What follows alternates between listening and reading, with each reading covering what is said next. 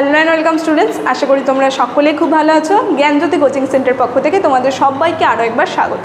তো আমি মীরা ম্যাম, আমি আজ তোমরা যারা কোচবিহার পঞ্চানন বর্মা ইউনিভার্সিটির আন্ডারে পড়ছো, তোমাদের BSc second semester major 2 paper Bengali যে সিলেবাস রয়েছে সেখান থেকে আজ যেই টপিকটি বা যেই বিষয়টি নিয়ে আমি আলোচনা করব সেটা দেখো স্ক্রিনে দেওয়াই রয়েছে, তোমরা দেখতেই পারছো।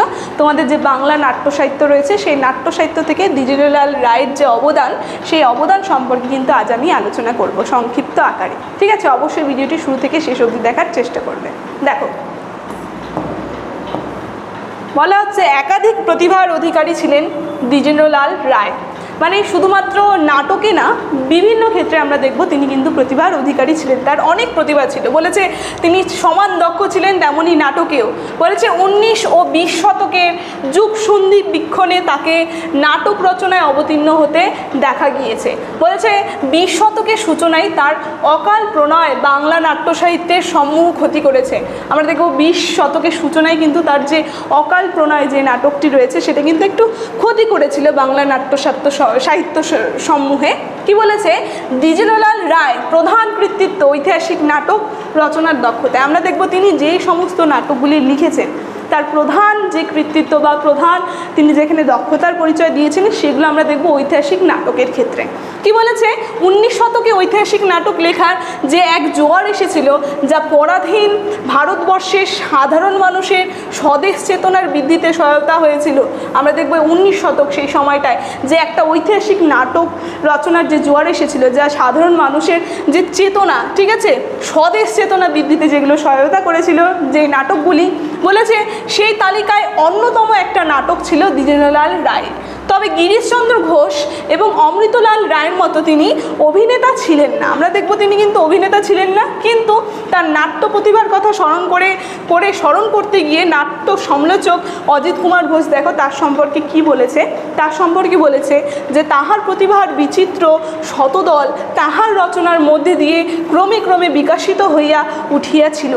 বলেছে প্রহসন এবং নাট্যকাব্যের সময় ইহা অস্ফুট কোরকের ন্যায় অপূর্ব ছিল এবং ধীরে ধীরে ইহার পাপড়িগুলি প্রসারিত হইয়া ঐতিহাসিক নাটকে পূর্ণ পরিস্ফুট হইয়া কিন্তু চতুর্দিকে সৌরভ ছড়াইতে লাগিল। ঠিক আছে, তার সম্পর্কে কিন্তু বলেছেন। কে বলেছেন? তার সম্পর্কে কিন্তু অজিত কুমার ঘোষ যে বক্তব্য রয়েছে তিনি কিন্তু খুব সুন্দরভাবে প্রকাশ করেছেন। দেখো, আমরা দেখব তিনি যে সমস্ত নাটকগুলি লিখেছেন, ঠিক আছে, যে সমস্ত নাটকগুলি লিখেছেন সেই নাটকগুলিকে মূলত 4টি ভাগে ভাগ করা হয়েছে। প্রত্যেকটা নাটকের এখানে নাম দেওয়া রয়েছে, সাইডে কিন্তু সালগুলো দেওয়া রয়েছে, তোমরা দেখে নেবে। দেখো, তার নাটকের 4টি ভাগে ভাগ হয়েছে। প্রথমে রয়েছে প্রহসন, তারপরে রয়েছে পৌরাণিক নাটক, তারপরে রয়েছে ঐতিহাসিক নাটক, তারপরে রয়েছে সামাজিক নাটক। দেখো, প্রহসনগুলির মধ্যে যেগুলো রয়েছে এক ঘরে এই নাটকটি তিনি লিখেছেন। তারপরে রয়েছে কল্কি অবতার, বিরহ, প্রায়শ্চিত্ত, পুণ্যজনম, ঠিক আছে, তারপরে আনন্দ বিদ্যায়। ঠিক আছে, দেখো এই সমস্ত প্রহসন নাটকগুলি কিন্তু তিনি লিখেছেন।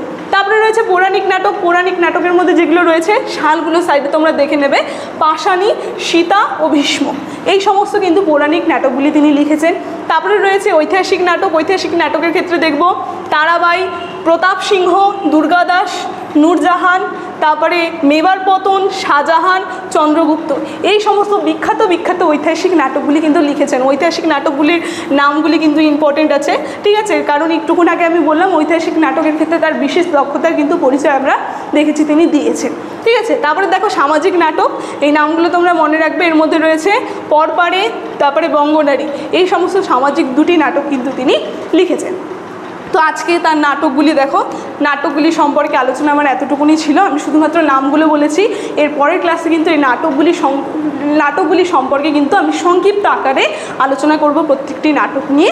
অবশ্যই ভিডিওটি দেখবে। তো আজকে আলোচনা আমার এতটুকুনি ছিল। আলোচনাটি আমি এখানেই শেষ করছি। তবে শেষ করার আগে তোমাদের সঙ্গে একটা গুরুত্বপূর্ণ ইনফরমেশন আমি জানিয়ে দিয়ে যাই। তো স্ক্রিনে তোমরা 2টো নাম্বার দেখতে পাচ্ছ। এই নাম্বার 2টি হচ্ছে আমাদের Gyanjyoti coaching centre official helpline number. তোমরা যদি আমাদের সঙ্গে যুক্ত হতে চাইছো তাহলে দেরি না করে স্ক্রিনে দেওয়া নাম্বার 2টির মধ্যে যে কোনো একটি নাম্বারের সঙ্গে যোগাযোগ করে আমাদের সঙ্গে যুক্ত হয়ে যাবে। ভিডিওটি শুরু থেকে শেষ অবধি দেখার জন্য থ্যাংক ইউ।